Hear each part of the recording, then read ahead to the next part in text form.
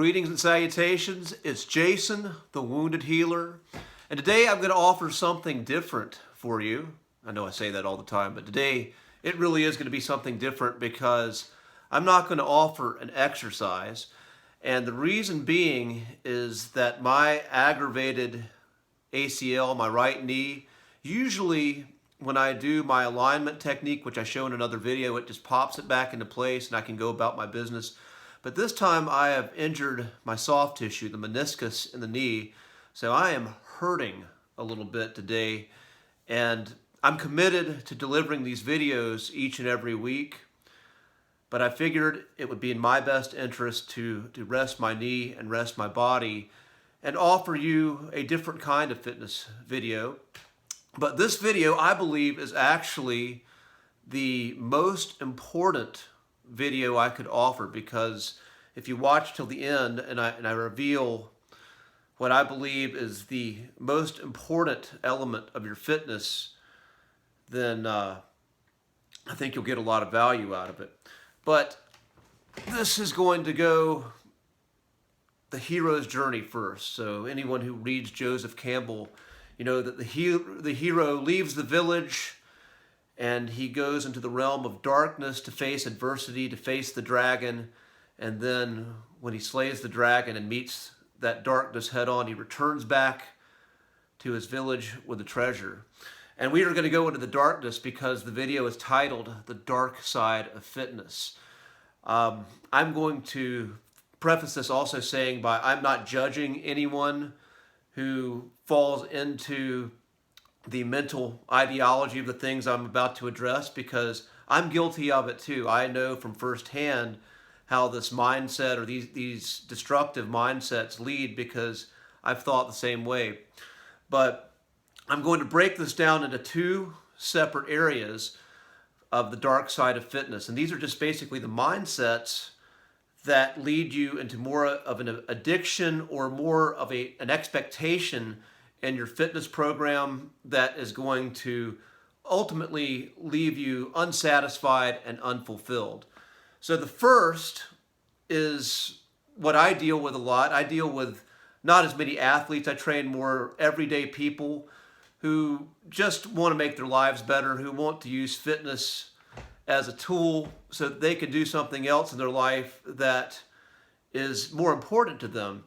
And they get a lot of information from the mainstream media. And generally what we get in the mainstream media, we get little pieces of studies that are taken out of context.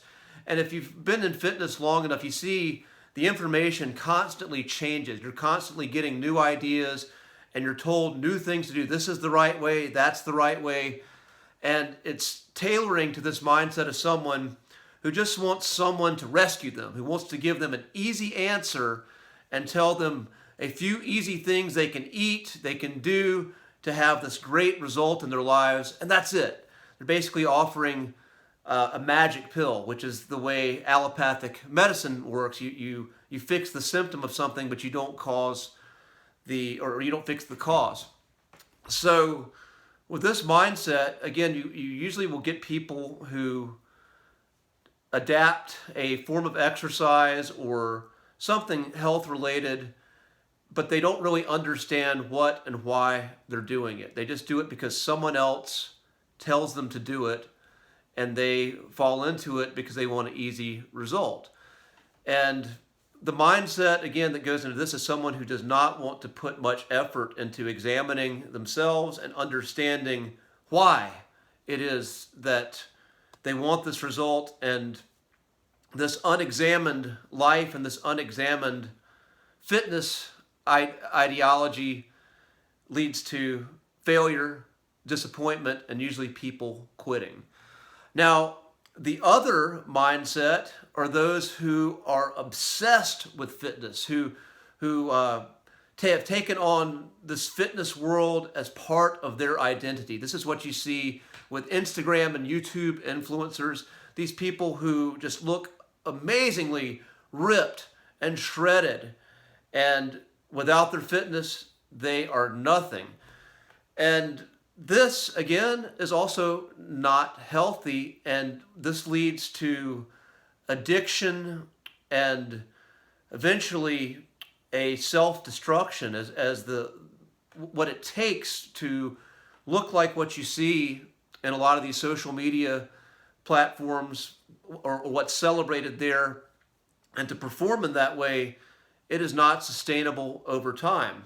Now, if you know that and you have this live fast, die young attitude, which I once did, I had it with music and other things, then that's okay. You're taking responsibility. You know, you're at least understanding that and going in. I'm going to go in this all the way because I want this crazy amount of experience, the super high, and I know it's not going to last, but I'm accepting the consequences of that. But most people are not going into that with that mindset. Most people go in because they see these influencers who look superhuman, and they see the attention that they get, the likes, the validation that these people get with all these followers. And a lot of what chasing fitness in this world is about is coming from a place of darkness and insecurity. I know people who have these amazing physiques, and then I also see the drug addiction, I see the self-hatred, I see just the feeling that what they are, no matter how amazing they look and how amazing they perform, it is never enough. And so they're approaching fitness from a place of self-hate as opposed to self-love. And self-hate and fear burns out. Both camps are actually coming from a place of fear. Fear of discomfort or fear of not being enough. And the only way to have sustainable fitness is if you approach it from a place of genuine love and compassion for yourself and love and embracing the process. And that is the magic treasure that I promised you at the beginning of the video. The way that people who have truly great fitness and genuinely get a lot out of it, how they approach it as an investment within themselves. An investment in themselves because they love themselves and they want to offer their best to the world. So they look at fitness as part of their lifestyle and a sustainable part of their lifestyle based off of their own values. And what each person's fitness looks like, it may be based on some common principles, but it may look a little different based on the values of what that person wants to show up with in the world. So fitness, again, successful fitness is a sustainable process that is built off of self-love. And there are different components to this process. There's your physical activity, your exercise. There is your diet. There is your rest. There is your relationships. There is your creativity and self-expression. All these are part of fitness. And I encourage all of you, anybody who comes onto this channel, any clients of mine who may come onto this channel, to really examine your values and do a deep dive into yourself. Have that practice and know why you're engaging in fitness. Because the more you're connected with the process, the greater the result. The more you're invested and you're okay investing in it, then you're going to find a greater result. And let me talk about that. Investment. There are so many teachers. There are so many gurus in the fitness realm. And some peddle easy answers. Some peddle, you see this a lot, that my way is the ultimate way to fix these problems or to build this physique. But I think a lot of that is a bunch of bullshit. I think that there's so much teaching that may have pieces of valuable knowledge for people, but a lot of it is not a whole lot different than what you see in a cult, which indoctrinates a camp or a modality for people to follow. So how do you find the right teacher? Again, it goes back to your values. When you're clear on what you value and you can communicate clearly, then you go out there and you can search for someone who can teach you and help you. Everyone needs that. I search for teachers, and I'm thankful that I have teachers, and I'm still searching for more. But the teacher is there to guide you. The purpose of the teacher is not to make you a clone of them.